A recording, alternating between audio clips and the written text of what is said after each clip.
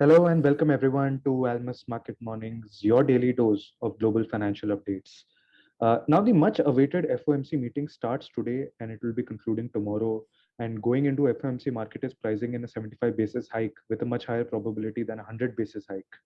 JK, good morning. I would like to keep it crisp and going into FOMC meeting, what are we expecting and can this trigger some directional moves? What are your thoughts? Yes, good morning. Actually, markets are in a holding pattern ahead of the FOMC meeting. Obviously, the recent string of weak data from US has convinced the market that Fed will not go for a supersized 1% hike. So 75 basis points, and that is actually kind of discounted in the market. For me, what would be more important than the decision of this FOMC would be the upcoming GDP data and the core PCE prices data in this week. This will actually determine the future rate hikes in September and November. Therefore, I would think that this FOMC meeting may be relatively, compared to the previous meetings, less, I would say, less important or going to have too much significance. It's kind of discounted. Markets may not react too much. That is what I'm saying. But then one cannot be complacent. There can always be surprises. Maybe the quantitative tightening details may be given. All the thing is there. But definitely looking at the inflation expectations that is steadily coming down, one should be prepared for a slightly less aggressive Fed going forward. And if the statements are dovish, then there can be further correction in the strong dollar. That's how I would put it. Just back to what has been going on overnight and today. Markets have been generally range bound, and following a sizable down move on the downside, US yields have held in a tight range. And in fact, the yield curve of 2 to 10 year remains inverted at minus 21 basis points. And that's a very meaningful inversion since 2006. Asian stocks yesterday were weak, led by China, where COVID became a factor again.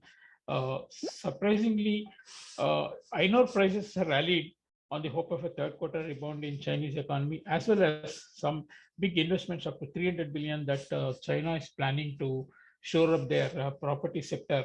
So that was not visible yesterday, but today markets have been, taking note of that possibility. Europe also took cues from weak session yesterday. Most influencing factor was the German IFO data, and market was nervous, and they have actually seen much weaker data in IFO, which led to the German or the European market trading a bit weak.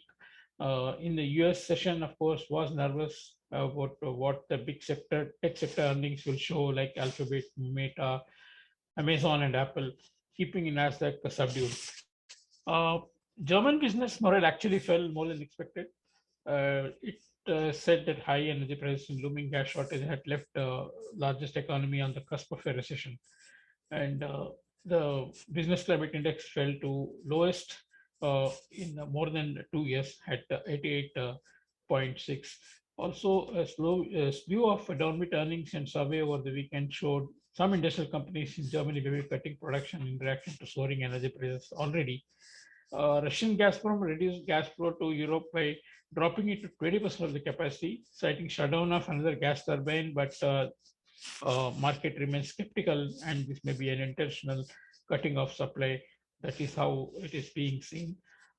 We have some second-tier data like new home sales, regional survey of freely fed manufacturing, non-manufacturing survey, home price indices, and conference boards consumer index. Normally, these data are not very closely looked at by the market, but in the current scenario where people are looking at how the economy is performing in the face of high inflation as well as tightening financial conditions, these data also getting more importance than they normally get.